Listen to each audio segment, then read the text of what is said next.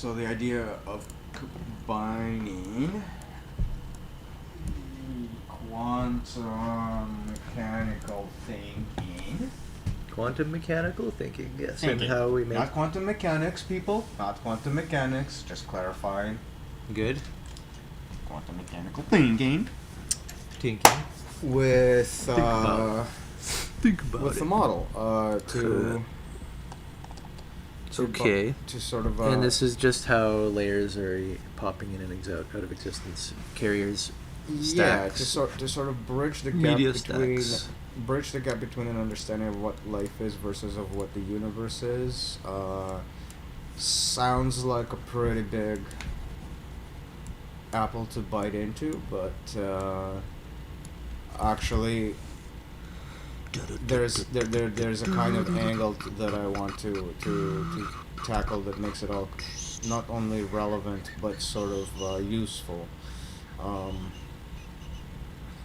That's weird that it pulled up that thumbnail. Very strange. Anyways, sorry, go ahead. Yeah, because we're not trying to define the universe in terms of scientific. I'm not even wearing that shirt. I know. How could it be that? Sorry, go ahead. Anyways, YouTube is remembering wrong things. Yeah, what's up with that? Remembering things wrong. Right, so Which is fine. So yeah, the basic point being is that if things function a certain way, then it makes sense to A, model the way it functions, so that B, you can navigate that functionality. So if we have a kind of a scale invariance, which we always do. right, but if we can identify something to be this scale invariant, I hope. Scale invariance is a helpful sign of synchronicity or whatever, on the right track kind of thing. Yeah, and it also is a sign of a more efficient modeling strategy in terms of mentally appreciating phenomena. Which is another subject I want to get into, because this gets into the efficiency element of negative entropy. And Efficiency element. yeah, it's Yeah. not an element. Mm-hmm. For the triggered. Still kind of panning out the worldview, I guess you could say. The Polyverse. Yeah, you kind of have to keep going at that until until it makes itself actually useful. Right. Definitely. I mean, there's a lot to it. It seems like it's useful at this point, but that's my kind of usually what I try to drive for is kind of usefulness, practicality. Well, we had a few questions that were asked a little earlier that deal with this kind of stuff. So that my hope is to be able to answer them while expanding the actual model that's being used in a more totalizing way. Yeah. So we're probably going to do like 2 sessions today. We're going to go out for lunch probably in like an hour or whatever.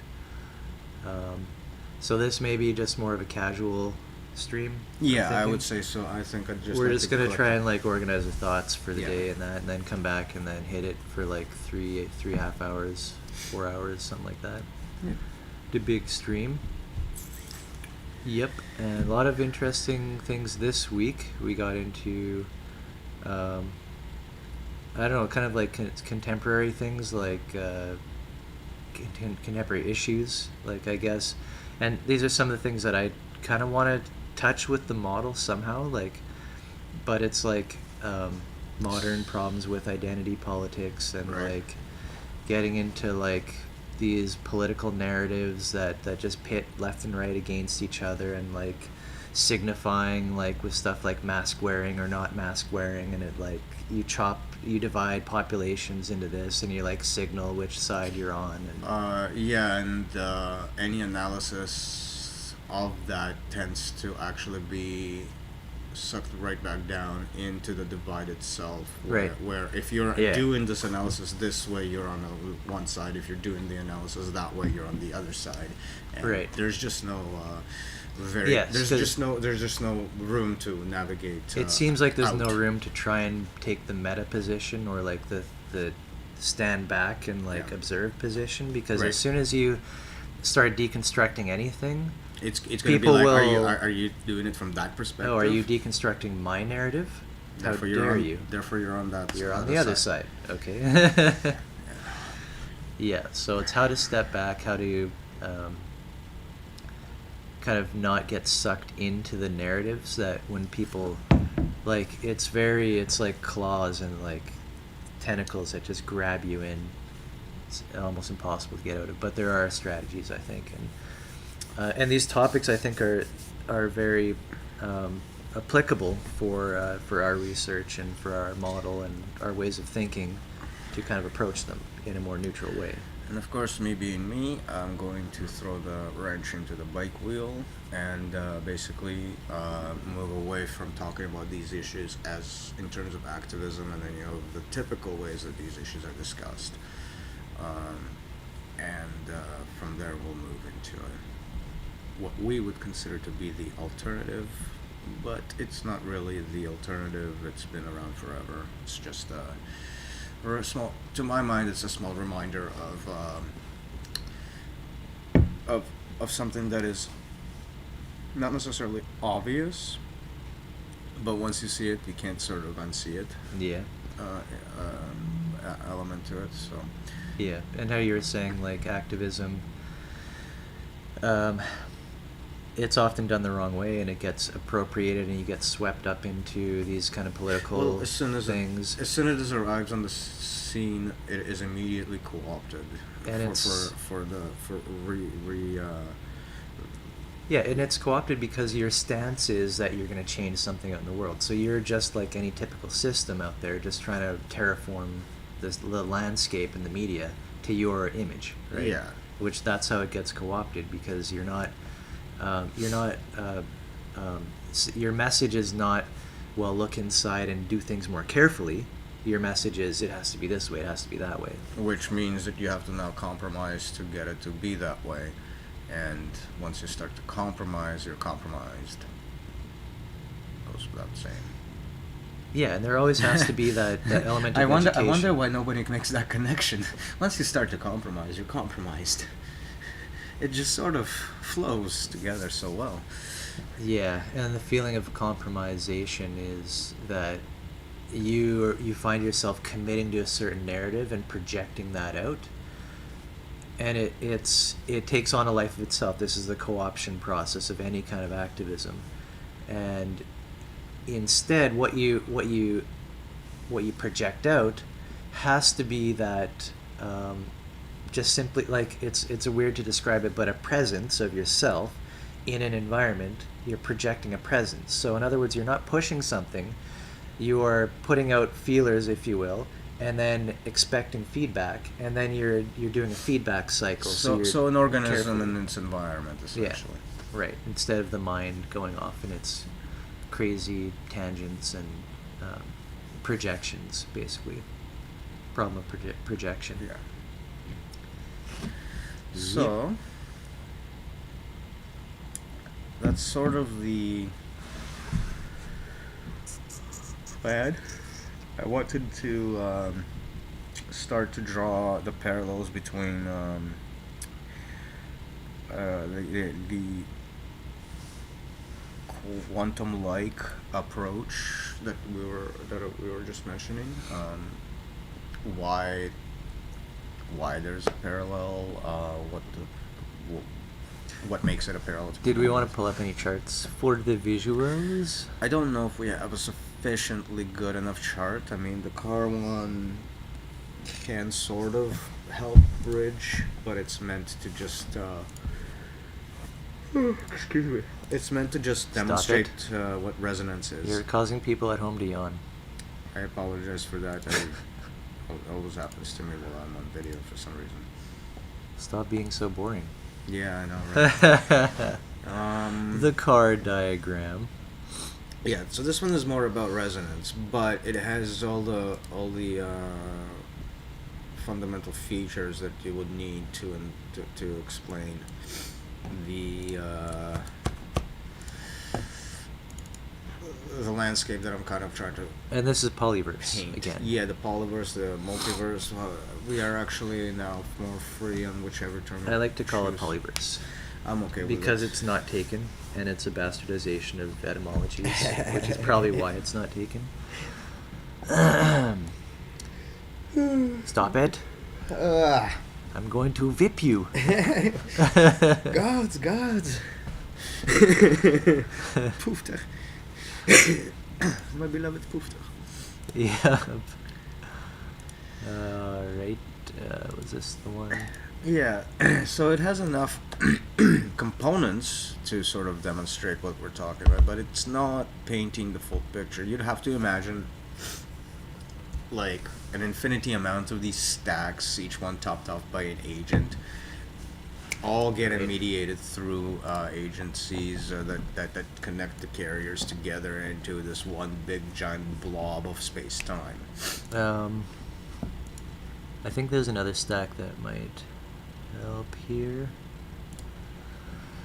So this is the eight. Stop it. Were you going to yawn? I have done no such thing. It's still we're still waking up time. No, I think this is like a nervous Oh yeah. reaction to It's something. cool, man. It's cool. So we're Oh no, gonna, I wouldn't know what it is. It's not. It's. we're gonna pull up this chart. It would be buried somewhere in my psyche somewhere. Yep. I don't know what it's a response to right now. Yeah. So if we pull up this chart, this is just kind of what makes me think of the Polyverse. Yeah, this is like the top layer right there. The very top push down situation. Yeah. So we Which, interestingly enough, maps to the particle situation, which is what I'm trying to sort of right top to articulate. bottom, like we are modeling a stack of things that emerge in complexity, like layers emerge over time through evolution, whatever. Layer 11 under process. It's no longer universe. I just want to point that out. What are we It's putting there? World. World. No. You're talking to Neo? We've lost our universe. Of course. Well, it's kind of lame to just call it a universe, so. Neil's my homeboy. What you talking about? I have nothing against Neo. It looks like his dad now, though. Oh yeah. Oh yeah. Okay, I'm just But loading. that's just my memories. Loading up the monitor. Anyway, my point is that this whole Polyverse thing is Whoa. Oh yeah. Sorry. Go ahead. is meant to is now circling back to the layer 1 of the particle, and that mirroring is what I want to hone in on to say, well, we got this parallel thing going, and we're actually expanding on the same thing over and over and over again in different ways, and that ties back into the idea of life and heat dissipation and negative entropy Life, the universe, and replication. and everything. And replication, and how this ties into the exact same pattern. Right? So, negative entropy idea actually characterizes all of the complexity layers, regardless of where they appear in the schema. Like, we only Right. have one thing happening. Yeah. Only one. This is that fractal. What do you call it? Yeah. So this is where this. Self-similarity. So this is where the scale invariance is coming from. This is why. Scale invariance. Why? This is my explanation for why we felt as if the exposition of the model itself has always carried a kind of exponential feel with it, as it always expands that way. And yeah, like the image of the fractal really sets the tone for how this could be happening. Yeah. Huh? And yeah, Oh, there we go. Speed. it's all about grammatical capacities at that point. Mm-hmm. Yeah, so we have a very smooth model which scales well, Yeah, able to describe many things which we like to describe. which follows on the same notion of the description of how life itself works by replication rather than by necessarily it has variation, but it varies in what it replicates rather than it varying randomly, right? So it has that kind of a follow of more of the same, more of the same. More of the same becomes more efficient in terms of energy dissipation, which is the whole concept of negative entropy. And we're smack right down in the middle of it, being the most complicated things out there Yep. that we know of. Indeed.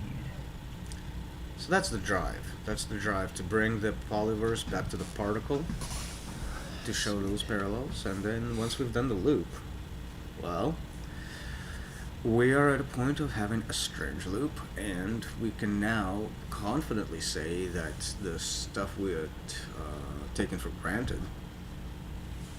Is covered.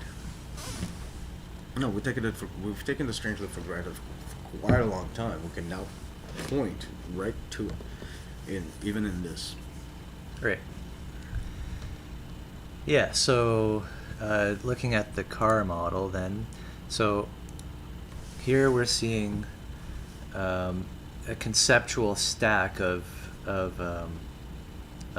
layers of media, each layer representing different media, and different actors or agents are happening at each level.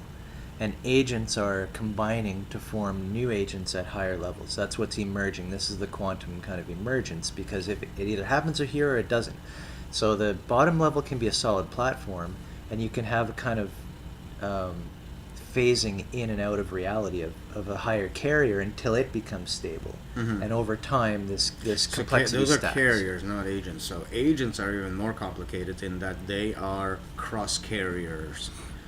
So which in other words, they are cross layers. So between each layer, there will be agencies. Not necessarily between multiple layers, there will be agencies. So between carrier to Yes. carrier, there will be communications going up and down. There's also So there intra-carrier intra-carrier agencies. and intercarrier. So the point being is that you can draw these circles, capturing many layers at the same time, and in which way. All that to say is that the network of agencies that you can get out of a single stack is going to be incredibly complicated, and that the potential of the stack is what we call its power, and the current setup of the agencies is what its capacity is. Mm-hmm. Or like its layering is its capacity, rather. So we have many thousands of these cars, or whatever, car diagram agents, happening to compose these layers. So intra, meaning within the carrier, and intercarrier and interlayer agencies. And so each carrier is like its own environment. It has its own language. It has certain types of objects and the grammar for how they communicate with other objects within that domain space. And these cars, the agents, they are aware of that language, and they're able to manipulate an environment within a language cross environment. That's kind of the key to agencies. You will see that there's going to be a mediation agent that recognizes and expresses something. So that means it takes something from here and transforms it into here. So that's like a person recognizing words and writes them down on a piece of paper. So that's an example of agent of these things happening like that. Another example would be somebody talking to somebody else, and they're listening and they're performing the acts that they're being told to do. Yeah. So this is an illustration of that picture where you have There's so many different bridges you could set up. yeah. So the mediation agent, for example, could be both the person listening, and agent two is also the person responding, which is the same person, and therefore, like part of this diagram is the internal process of that person. Stuff like that. Yep. So this is a model which we can use to describe the polyverse, which is an all-encompassing model, ability of literally anything that exists. And this Yes, to which we also have now sort of ventured into expressing things about existence. I think that is a little bit is out. that a trigger word? No, it's a little bit out of scope for now, but it's got to do with that new write-up I was doing. I'm just trying to set the something flavor tone here. Yeah. And that we're able to model anything, and the reason we want to be able to do this is because we want to be able to describe and map anything. The reason we want to do that is so that we can communicate with others, so that we can describe and map and interact within spaces in a coherent and kind of regulated way if we choose to. In particular, we want to be able to communicate the experiences, of which we consider thoughts to be an experience of that person, rather than the content of thought being the thing to communicate specifically. So this model is not meant to communicate that content as much as it is meant to communicate. Yeah, both though. So Yeah, this is the inner work that needs to be done to be able to describe experience and all that kind of stuff. But also the content of it is important when you want to actually go do something with other people. True, but the thing about that is that this content now needs to be reformulated in the frame of that experiences, rather than the other way around, the framing experiences in terms of content, which does the alienation work. Right. Yeah, that, like we were talking about with activism, where you project a model without including the presence of a feedback. Yeah, the model needs to be internal, in terms of behavior. So the argument for there is actually really simple, really basic. It's not even like it's not special in any capacity. It's more like, if you do that, you have literally taken one person out of that system.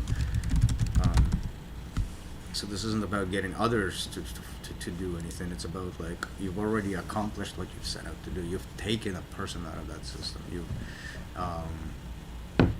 As far as one's power is concerned, it's been exercised. So that's really the point being made in terms of how to approach quote unquote activism.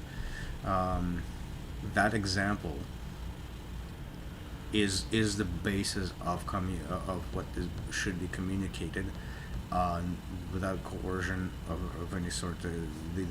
This sort of mentality is then reproduced, expressed again and again. This is the whole replication element to it. By that replication, another person all of a sudden takes themselves out of the system, and so on and so forth.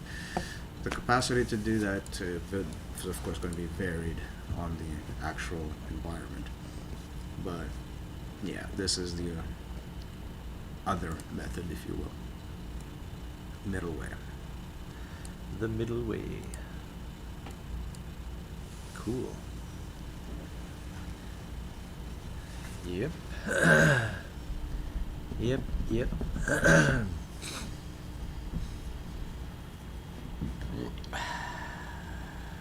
Excuse me. Philosophy portal.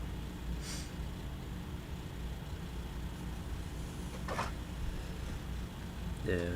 This is cake. No, I know.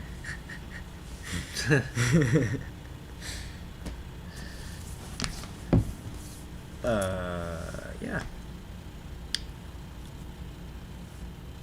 So we have such a very general, this is a very general idea of a stack of life coming up to the polyverse, bottom to top.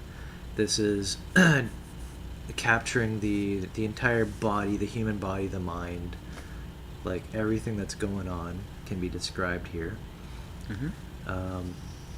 And then, in practical terms, we want to be able to use this kind of technology in this organization to situate models, mind maps of specific environments. Yep. So this is a very generic or general environment. This is the most generic general environment.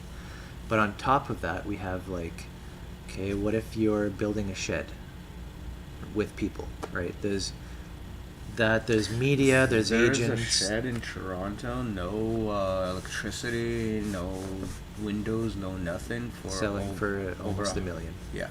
Yes, I heard about that. It's pretty epic. I might want to get it. Just for shits and giggles. It's just like the world is freaking crazy, just going completely mad. But Again, we don't have really anything to do with that. In our work, anyways. It may seem completely detached, but it's not. It has to be detached so that it can remain potent and unco-opted. Well, it has to be basically. detached because it isn't the same process. It's literally Right. detached from the mainstream Yeah. process in that sense. And the mainstream process being this, the civilization, the commodification of life, which we've described in the last live stream. Yeah, there's an envelope of that, but it's a superficial one. Yeah. Yeah, like it's daunting for anybody trying to figure out what they can do, what's going on in the world. You automatically get pulled into like an activist stance, or first off like a political stance, which is like which team are you on, which is Or a hypocritical one. complete dead end. Where it's like, oh, you're so good. Well, how come you haven't done this, and that? Or, like any other bunch of expectations that literally have nothing to do with the actual Right. practice Yeah, or we've been membership. through the initiation, if you will. Well, no, it's a question that you must always repel, and they Yeah, like justify yourself. why are you doing this? Why are you doing this? I started to speak about that in the new write-up about how trying to answer the question what is something, trying to answer the question what is nothing.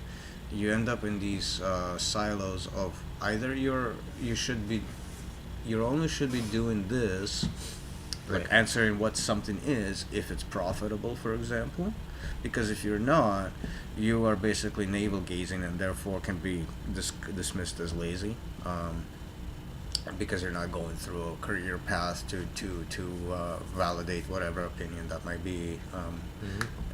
In other words, you're not feeding the market system a product that it can quantify. The alternative to navel gazing is, of course, you're just undermining what already exists by questioning it, and therefore somebody is threatened by your query. And so this is a quick way to get the criminal label by these questions.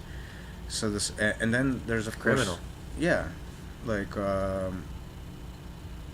every time this is what the point of activism is. Oh yeah, I not remember working you is. used that word in your right up there. In like Question it. when you start to question, say, why does this aspect of the system exist? Well, somebody is going to be making money off of that, and going to be like, why do you want to take my job? And the two people are not going to be communicating. So this is where you get the system responding to you as a criminal, trying to undermine it by questioning it. Okay. It's inner workings. But it's not necessarily illegal. No, the When you criminal. say criminal, you're saying like You're oppositional. Yeah, you're basically somebody's saying that you're taking my bread and butter from my table, and I do not think that should be allowed. So Yep. that's the kind of things that you get with pondering what something is, and it's kind of conversely, if you start pondering what nothing is, you are pretty much treated as if you are not of this world and therefore need fixing, because what person in the right mind is going to ponder what nothing is? right? So Yep. you got this. Nothing is something. So you got these silos that you need to deal with all the time uh, as you process this model, because this model is literally the exposition of what is something versus nothing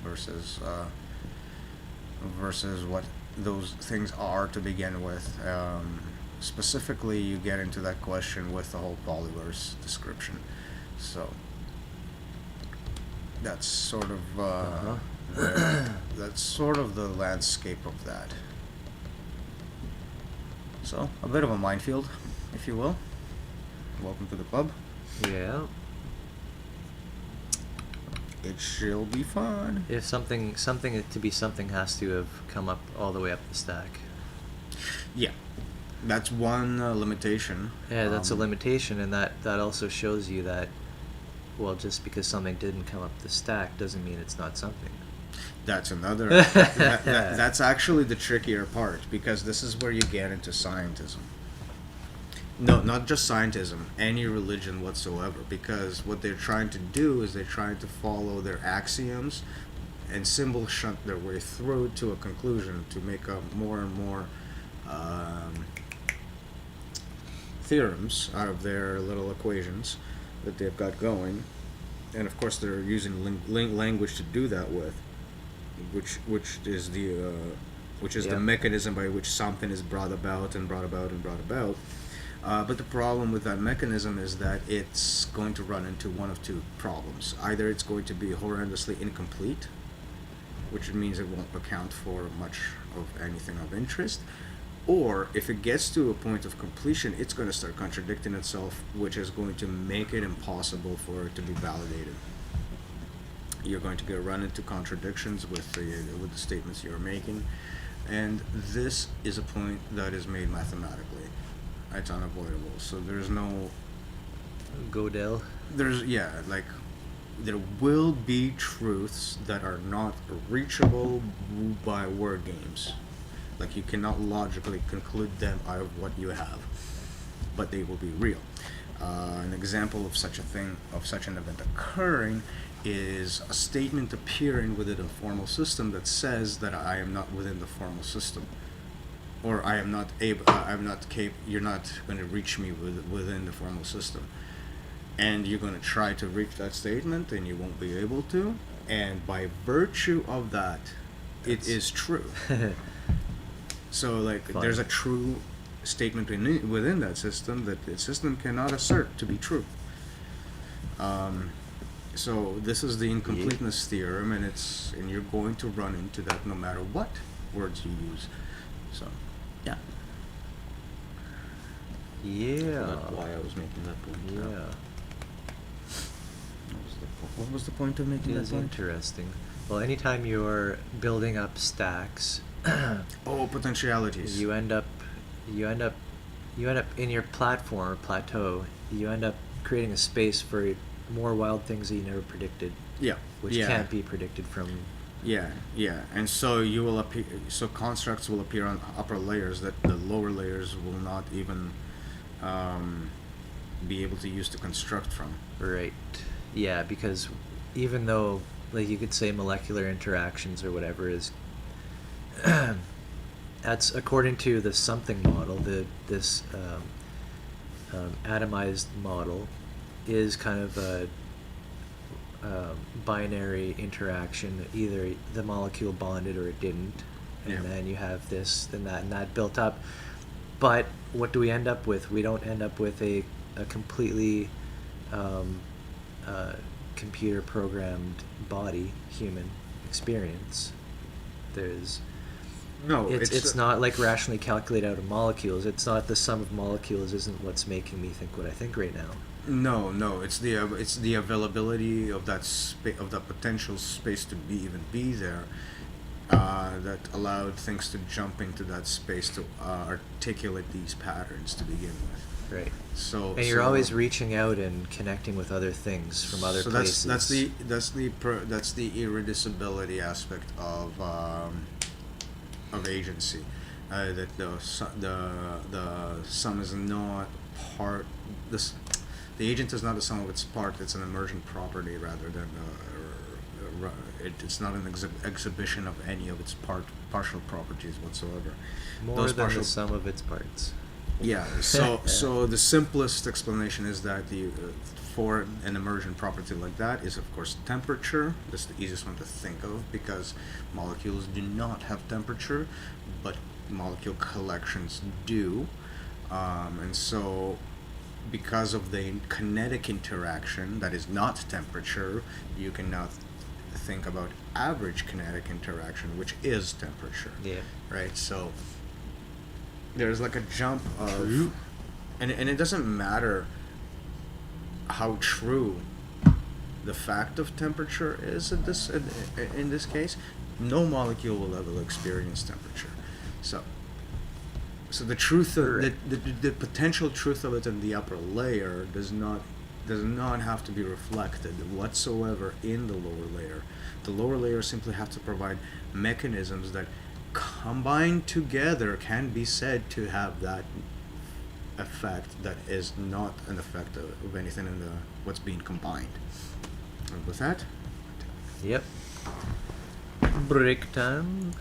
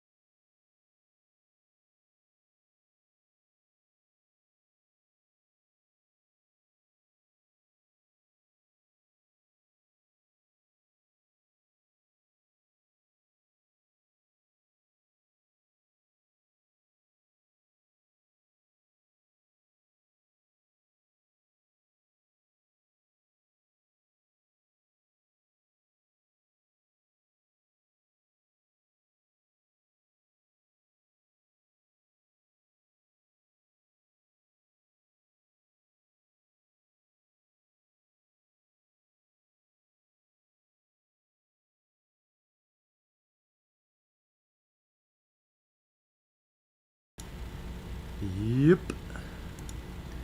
Boop. Whoa. That's weird. What? The reflection of that. oh, Dude, where's it come from? my battery. Well, you wouldn't be looking there to find out where it comes from. Oh, I get it now. Yeah. Dude. That's creepy.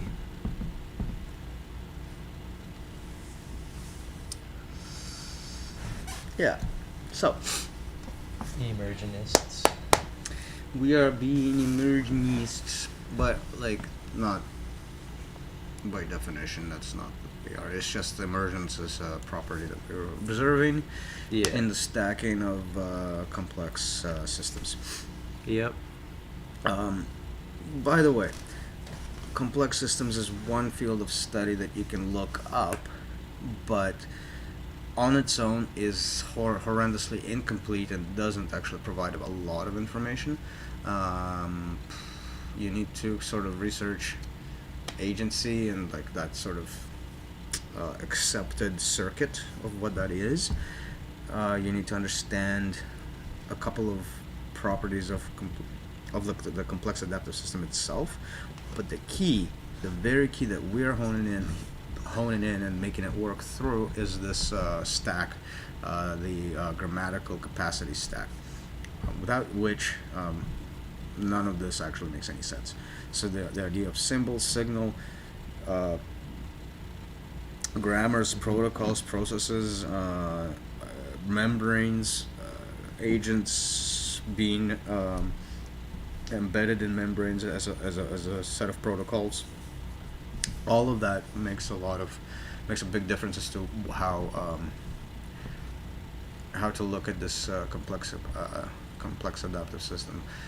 The subject on its own is going to leave one a hell of a lot to be desired. So I don't recommend simply leaving it at that name for research purposes. I would recommend looking at the whole explanation that we've adopted with all of its nuances, because if you don't, then it kind of does fall apart. Just wanted to mention that it's a pretty elaborate set of things put together. Right. Yeah, the idea of complex adaptive system implies that there's many different perspectives, kind of different actors. Well, it doesn't give you mechanism. What it gives you is Yeah. like you have to have an environment, you have Yeah. to have agents, you have to have artifacts, you have to have properties in a sense that whole is greater than the sum of the parts. Right, but it doesn't break it down and slice it up. It into gives you these- no idea as to how to do it, and the grammatical capacity is actually the mechanism behind which this all works. Right, and the stacking. In the stack, and then this polyverse sort of explanation is the glue that brings everything sort of together to a nice and neat quote unquote package. Great. So, Mm-hmm. and none of this work is original of our own, by the way. So just don't get upset if you happen to find evidence of this elsewhere, because none of this is original. It's just an original combination. Yeah. We're putting everything into one spot. Very convenient spot for anybody who wants to look into it. And as you can see, we have signal and symbol appearing as their own layers, and that meant that is actually a reflection of the stacking mechanism, but these layers are given a significance in a specific stack, one that the mind is working from. So not only Great. is it the basic mechanism, it's also the explicit mechanism through which we discuss for the mind doing its process in this way, building artifacts out of signals and symbols, grammatical capacities, Mhm. all involved into that into use. Yeah. So that's an expression of that cycle. Yeah, and like we were saying before, it's like the most general stack, and it's what you find when you look at yourself, and Yeah. you're like, "What? Okay, I want to organize the environment. Where do I start?" Duh. Like Where do the thing that, yes, where do I start?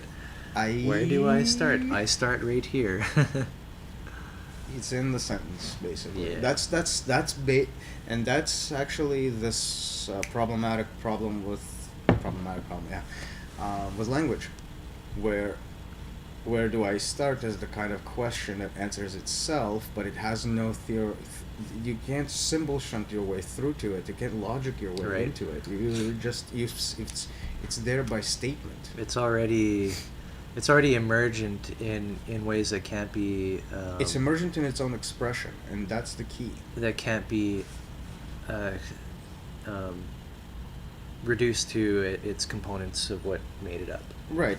Again, you can't symbol shunt So your way you into basically building the statement. you have to reverse engineer your way out of it. So it appears on a higher layer without touching theorems of the lower layer, and yet still being statements.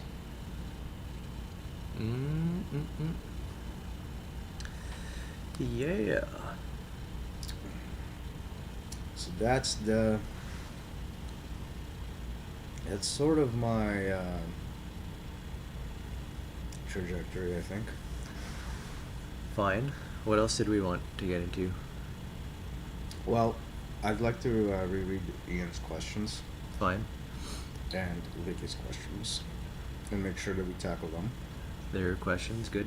That's from yesterday, yeah. The other thing is, I wanted to show the link again back to the card game or the product. Yeah. The mind mapping. So when we do mind mapping, what are we doing? What's our approach? Where do we start? We start in the, I guess, with our stories, typically, right? Like, so this is getting back into the deck model schema. The fact that if we are mind mapping an interaction, that means, let's say we are forming a guild to do something, like say do a live stream.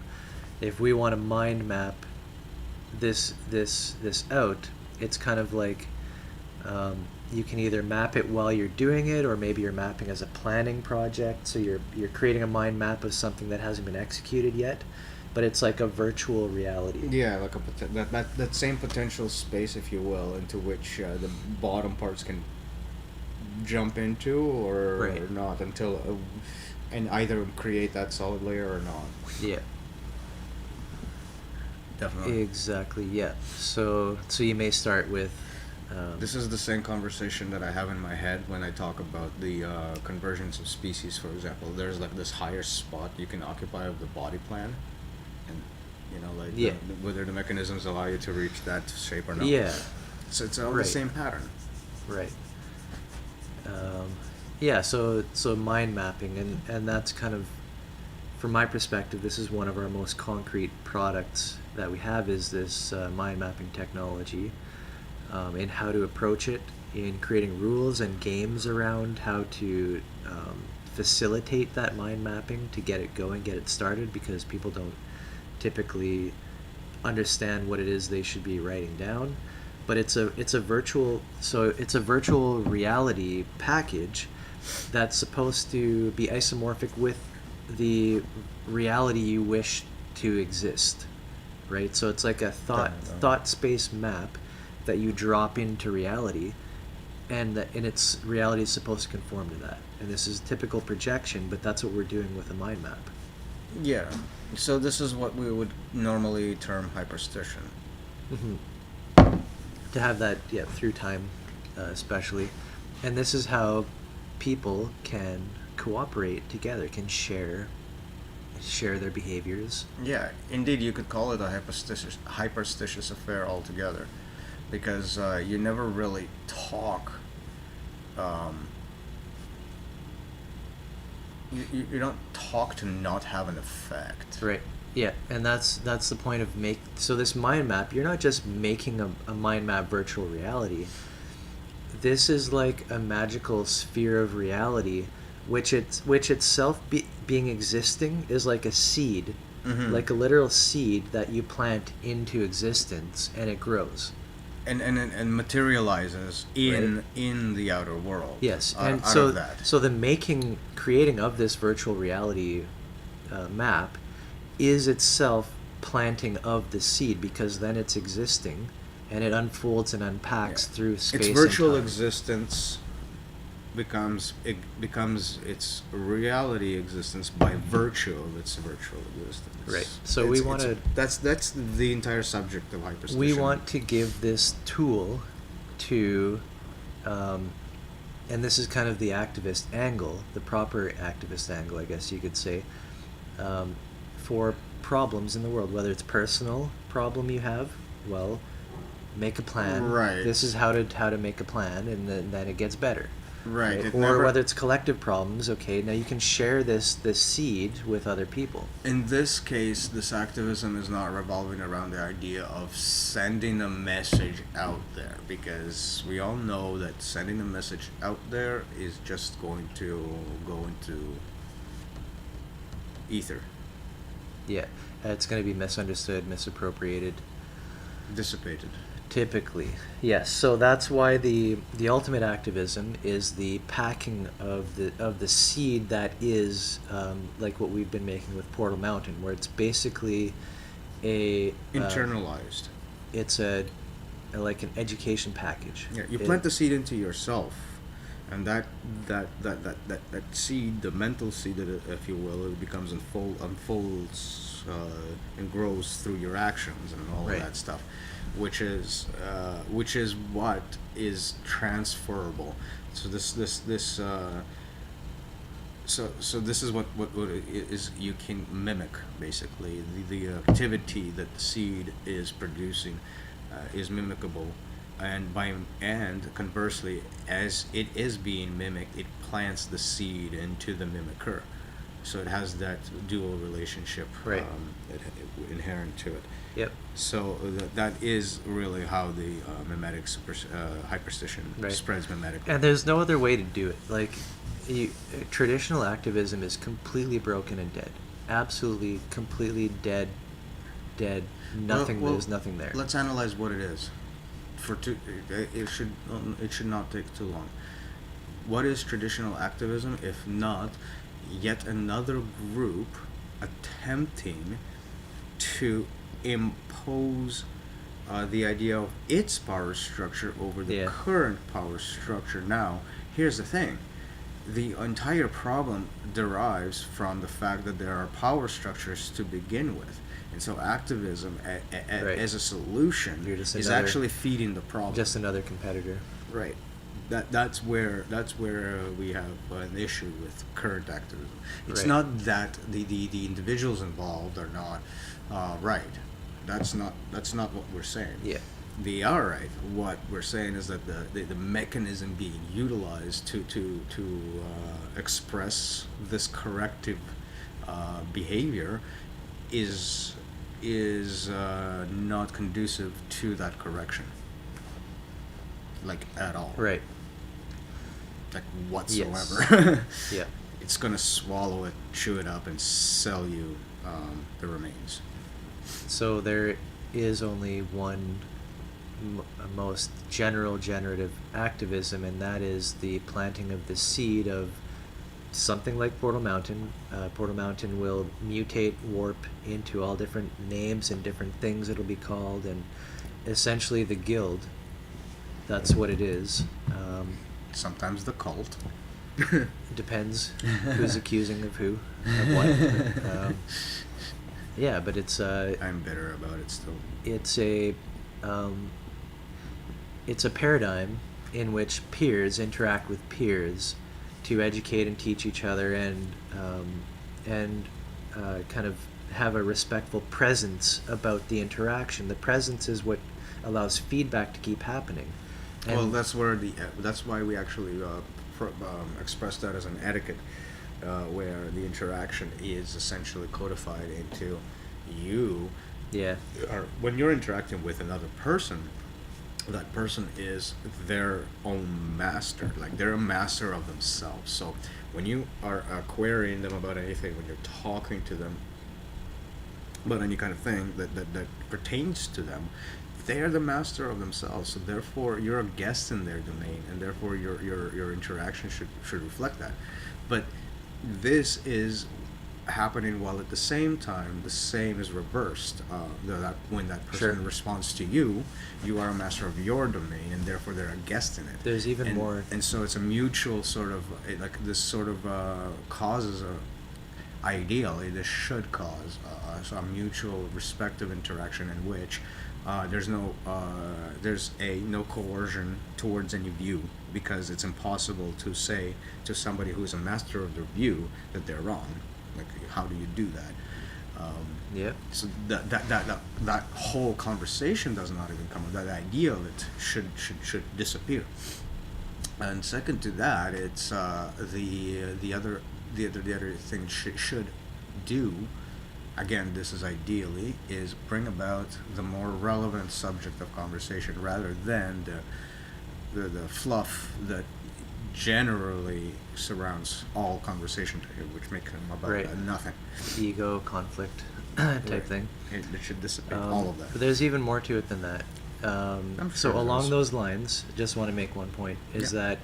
that your relationship with the world, the universe, whatever you want to call it, out there, Mhm. should always be one of that you that what's out there is a master and you're a guest in that, and That's you're also true, you're yeah. learning what it is teaching you, what the world and your experiences are coming Yeah. and teaching you. So even if they're offensive and attacking you, they are still for a reason. Like they may be reacting in a very infantile way, but they are giving teachable material. So I was just referring to the more concrete element of it, of this interaction, which is the most easiest to grasp because you're talking to people. But you're absolutely right. Like the abstractness of the world itself should be approached in the same way. Yeah. The whole thing is really about the approach to anything. So. Yeah, it's like it's like an overall pattern, not just meant. The etiquette pattern Yeah. is not meant to be used to distinguish. I do it for this, but not for that. I do it for this, but not. That's not the point of it at all. In fact, if you did it like that, it would be another burden Yeah. to memorize something, some arbitrary rules. Whereas we're not. We're about the efficiency of the dissipation of energy, if you will. So in this case, if you get this one rule to rule them all, you don't need to actually think too much about it. You can make it a habit and a ritual and whatnot, and then you don't even think about it anymore. Hmm. And I don't know about other people, but to me that sounds less stressful. I mean, it doesn't say Yeah, anything. It doesn't say of anything about course. what other people will do. But it does mean that the internal reactions can come through less intense reactions, Right. less triggered. So, Um, as a school, as a model of a sort of decentralized school or whatever, there's all kinds of things that the individual has to learn. One of them is simply humility, right? And this is because if you're taking a confrontational stance against something else, you're projecting stuff. I mean, that there could be uses for you're that. projecting the conflict too. You're making the conflict Could be real. uses for that, but yeah, you're essentially distracting yourself away from good content, from good opportunities to learn. So yeah, there's so many factors in a self-replicating peer-to-peer school, because the whole thing has to come up inside the individual. The entire school, each one of us has to have it inside of us to some extent, and this is what causes the resonance and interactions and it to spread and all that. And not so very ironically, this actually follows the same pattern as biology does, rather than the same pattern as technology does, which just juxtaposes a solution onto a problem, and whatever doesn't fit can get crushed and squeezed out of the way. Yep. So Sounds about right. That's the main dichotomy, I would say. So, did you want to call it for now, and we'll Got to take a Well- major leak. Yep. We'll cut it out right now. We're gonna continue on in about. We'll be back in like half hour or whatever. Yeah. Um, I'm trying to make it by we'll then, yeah. continue on. This was pretty good for part one. It's kind of casual, Alright, but yeah. Get to Ian's and Vicky's questions afterwards. sayonara. Cheers. Until then.